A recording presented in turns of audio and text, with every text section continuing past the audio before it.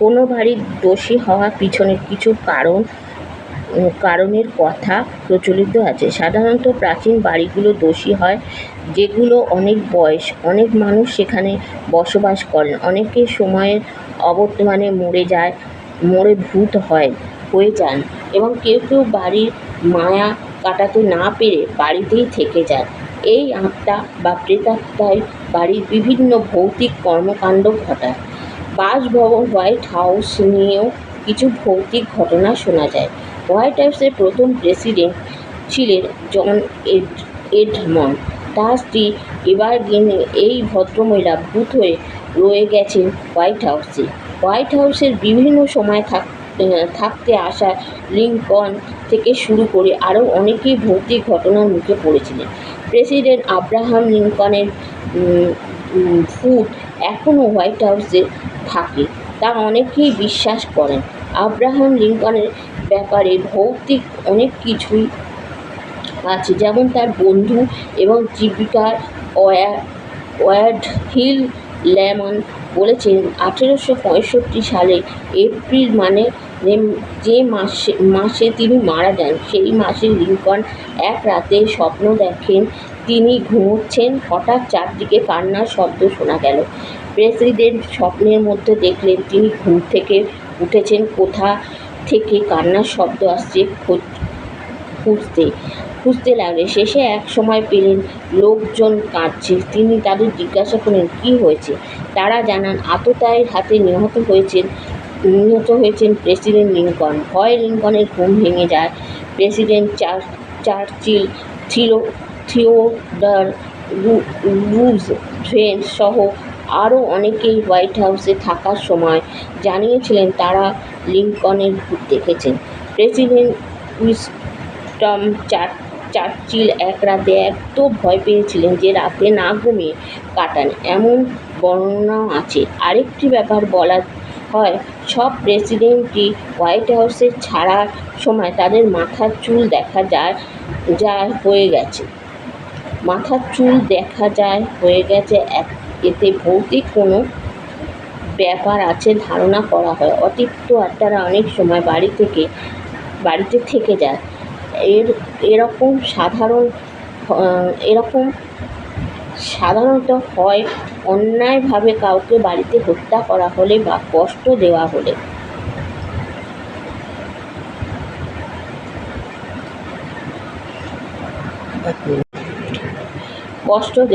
এরকম প্রেতাত্মা নিয়ে অনেক গল্প রয়েছে, যেমন রবীন্দ্রনাথ ঠাকুর লিখেছেন ক্ষুধিত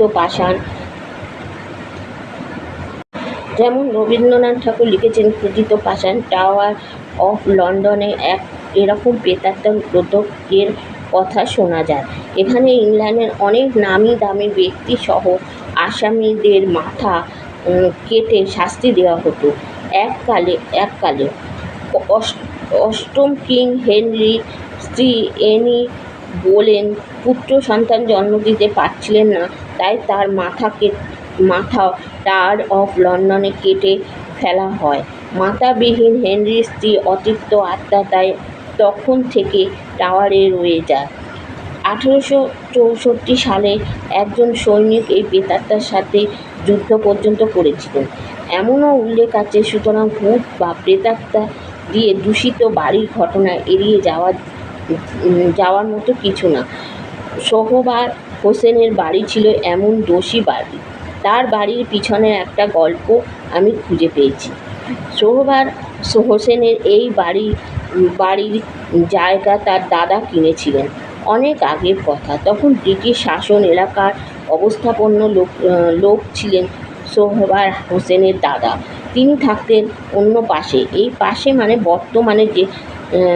বর্তমানে যেখানে সোহরাব সাহেবের বিশাল বাড়ি দাঁড়িয়ে আছে, সেখানে থাকতো গরিব লোকেরা, অনেকটা বস্তির মতো। এইরকমই এক গরিব লোকের ঘর হঠাৎ একদিন ফেটে গেল, বিশাল ফাটল। সেই ফাটা অংশ দিয়ে তল পর্যন্ত দেখা যায়। ভয় পেয়ে গরিব লোক গেল সোহরাব সাহেবের দাদার কাছে। তিনি এসে দেখেন এ যে গুপ্তধনের চিহ্ন। গরিব লোকটাও বুঝে গেল। স্টিলের বড় লাঠি দিয়ে মাটির ফাঁক দিয়ে খোঁচা দিয়ে ধাতব শব্দ হয়। সোহরাব হোসেনের দাদা লোকটার কাছ থেকে বাড়ি কিনে নিতে চাইলেন। লোকটা রাজি হলো না। তাই তিনি সরে এলেন। পরদিন সকালে মাটির ফাঁকের মধ্যে লোকটির মৃতদেহ পাওয়া গেল। ভূতের ভয়ে আশপাশের বাড়ি ছেড়ে গরিব লোকেরা অন্যত্র চলে যাওয়ার পর সোহরাব হোসেনের দাদা এই জায়গা কিনে এখানে বাড়ি করেন। পুলিশের ভয়ের আয়োজন করে খোঁজাখুঁজি করেননি।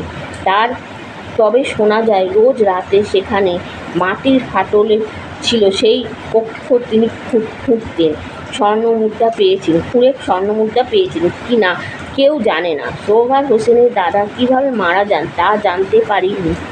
তার ছেলের মানে সোহরাব হোসেনের বাবার মৃত্যু হয় অস্বাভাবিকভাবে সেই গুপ্তধনের কক্ষে। এই ধারায় তৃতীয় মৃত্যু হলো সোহরাব হোসেন সাহেবের। একই বাড়িতে নিয়মমতে একবার সোহরাব হোসেনের ছেলের পালা। সোহরাব হোসেনের ছেলে এখন বিপর্যস্ত। বাপের অস্বাভাবিক মৃত্যু এবং পূর্বপুরুষের মৃত্যুর কাহিনী তাকে অনেকটাই বিচলিত করেছে। প্রাথমিকভাবে এলাকার মানুষের ধারণাটাই উপস্থাপনা করেছি। এলাকার মানুষ মনে করে সোহরাব হোসেনের দ্বারা গরিব লোকটিকে এই বাড়িতেই হত্যা করেছিলেন। এখন সে ভূত হয়ে হত্যার প্রতিশোধ দিচ্ছে। মানুষ এই বাড়িতে ভয় পায়। কুকুর নাকি এই বাড়িতে প্রবেশ করে না। যেমন শোনা যায় টাওয়ার অফ লন্ডনের সল্ট টাওয়ারের নাম এলাকায় কুকুরও ভয় ঢোকে না। পশু পাখি ভূত বা প্রেতাত্মার উপস্থিতি টের পায়।